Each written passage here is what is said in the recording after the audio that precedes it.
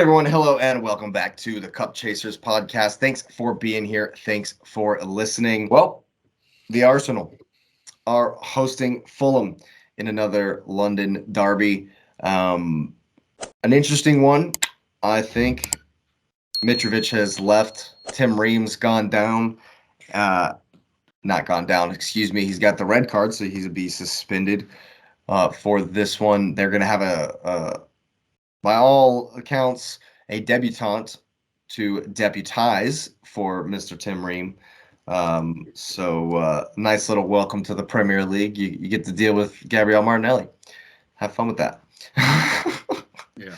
I think that if you look at the two games last year, the game at the Emirates was really close.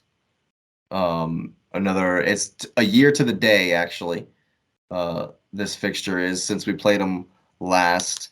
And it was a tough one at home because for some reason we were worse defensively at home. I don't. Made no sense. That didn't make any sense to me, and that based on the two examples that we've played so far, that seems to be continuing.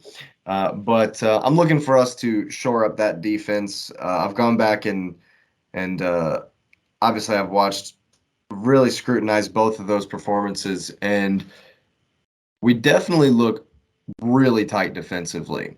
Not so much for Forrest's goal, but that was like the only moment of that game. And in the Palace game, they had nothing. Like, the formation shores us up defensively for sure. Right. It really does. And so, there are definitely some positives to it. But I think we'll be going away from it for this game because with Tamayasu also on a suspension that cannot be appealed because it was a second yellow, soft red, which, by the way, should be reviewable by VAR. Second yellows change the match, so should be reviewable. They said they were going to start reviewing second yellows now, too. I saw a story somewhere that said that. I hope that's true because they really should, because that was laughable. You want another great thing about referees? Lee Mason, the guy who forgot to draw the lines versus Brentford, he's back in the league. So, yay, referees. Good.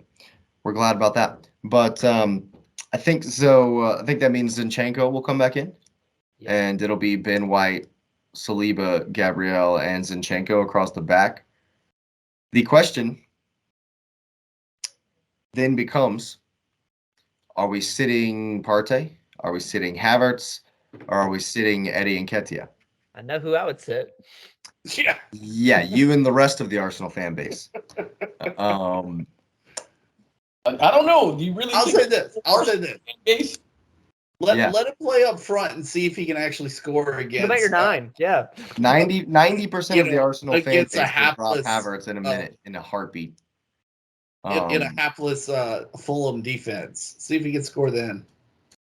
I honestly would not be even a little bit surprised, not even at all surprised, if we see Partey, Rice, Odegaard, Havertz in the 9, and Eddie gets dropped.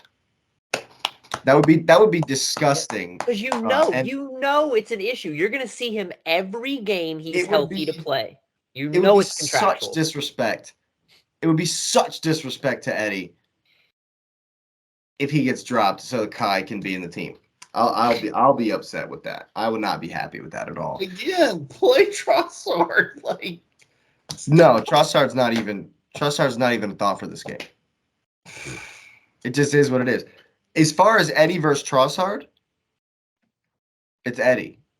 Right. If he sits Partey and Rice is in the 6, and it's Rice, Odegaard, Havertz, Eddie will play in the 9. He deserves it. Right. He deserves it. Does he get displaced again here in 3 weeks when Gabby's finally match fit? Yeah. That's sad. Gabby's training though. I know he is. Yeah, he came back to training, right? Jake, you said something before. I didn't actually answer you. You said something about, Nketiah was doing, his job. And, I mean, you don't miss a beat when Jesus is not there. And I don't know if I said it, but I meant to say it. That's the reason City sold him, because it's like you don't really miss anything if he's not there. I mean, the work ethic, he works. He's No one's gonna question He's a that dog. he brings his lunch box or whatever the people say, and pulls up his socks or whatever and does the work. He does the work. But his issue has always been the final product. He doesn't score consistently, which is why City let him go. And he's been doing the same thing with you. I just think the difference is he was so refreshing because you didn't have any player like that. And he was so familiar with the system. But now that you see that you have another person who can do it and will score maybe a little more consistently, to drop the player is to destroy the confidence of the next guy. And so if you ask the bottom line foundational question that you always ask about your team, which is a legitimate question, it was about its mental. Well, the manager's not helping that at all.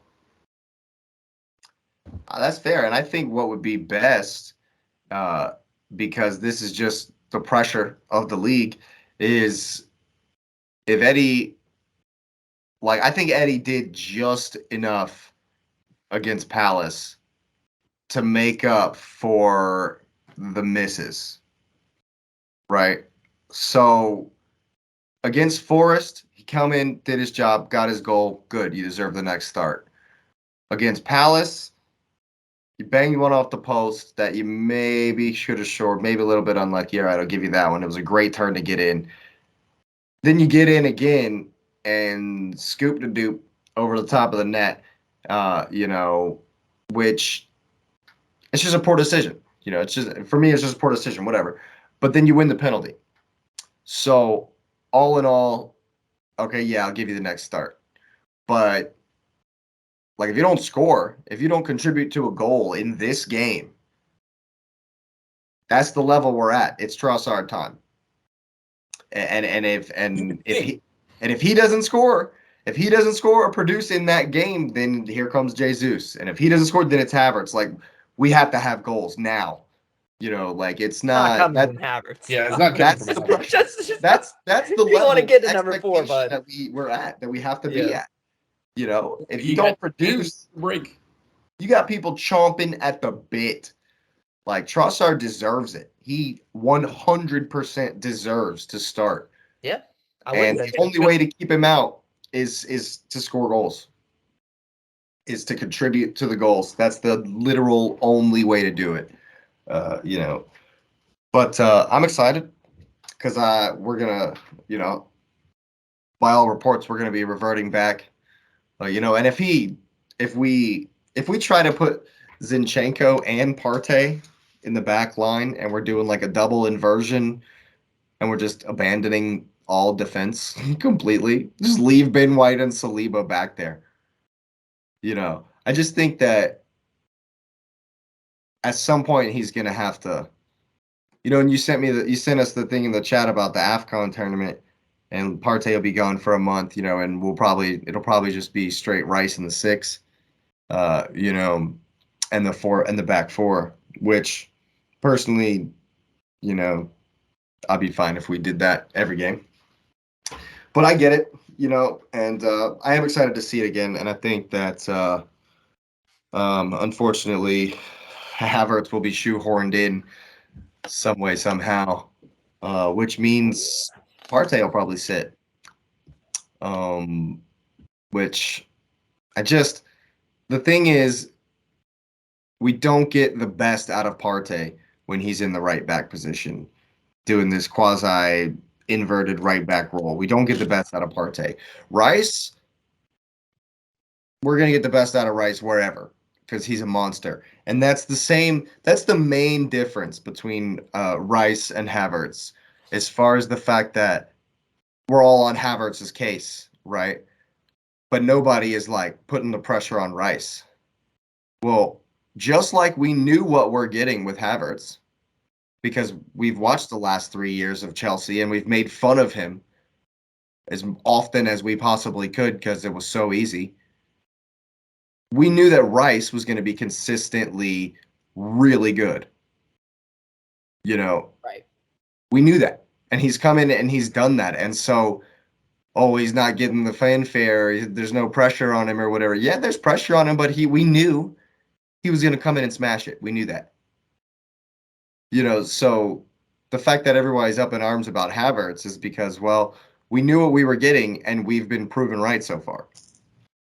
Yeah, I mean, dude played pretty much every game as our 9 last year and scored 7 goals all season.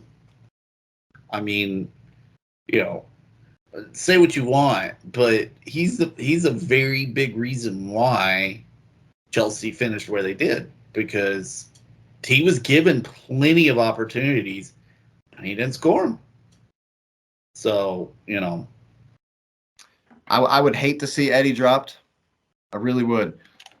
So what I expect to see is Ben White, Saliba, Gabriel, Zinchenko, Bryce, Odegaard, Havertz, Martinelli, Eddie, and Saka. That's what I expect. And I think that with Saliba, playing out of his mind, and with Rice in there, I think this is a nice easy 3-0. Yep. Hopefully Saka can get some more goals and help me win this some extra points for my golden boot choice. But yeah, I think this one when we revert back to, and if we bring that energy again, it's always about that mentality. So if we go up 2-0,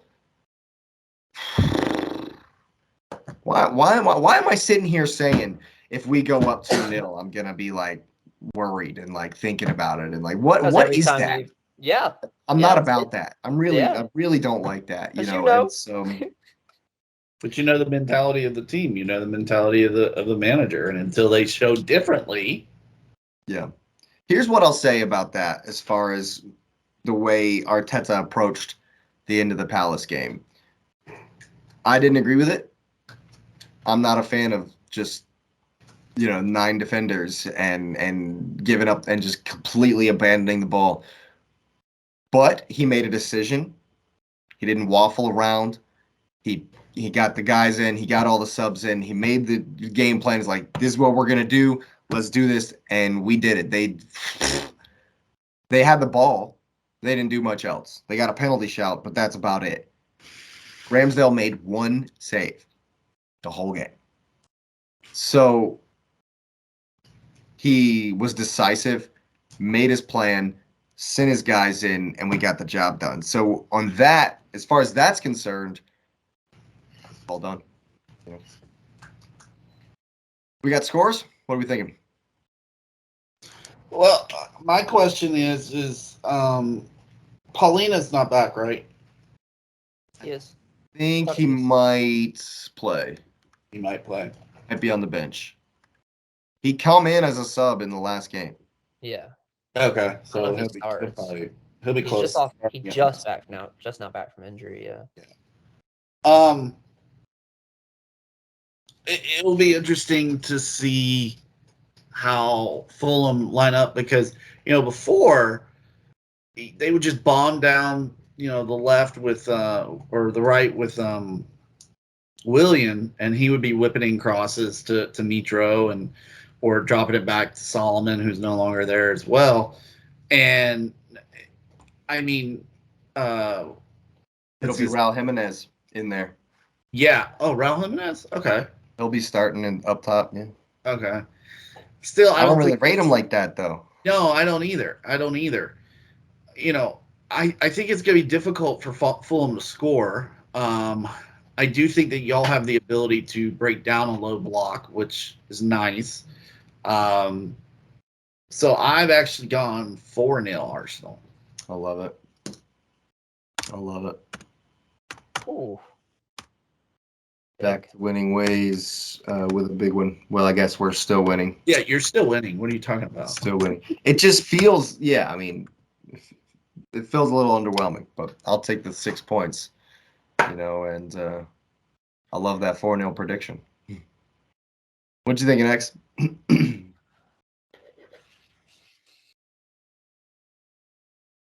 Yeah, I don't know how you're gonna. Like I said, Arsenal's one of them conundrums right now, because if you line up and say Katie bar the doors defensively, Fulham might get one on you. Not I with just Rice don't. in there, man. Our biggest issue was last season defensively was getting stretched Yeah. and getting big balls over the top. And so, I'll go 2-0. I have confidence that Rice is going to lock that down. And I think that's like one of the major reasons he was brought in. Why? Yeah. I mean, I think I'll agree with you. I haven't seen Rice have a bad game. I mean, like I said, I commented on last week. He fits into the system immediately. It's plug and play. Like there's no time.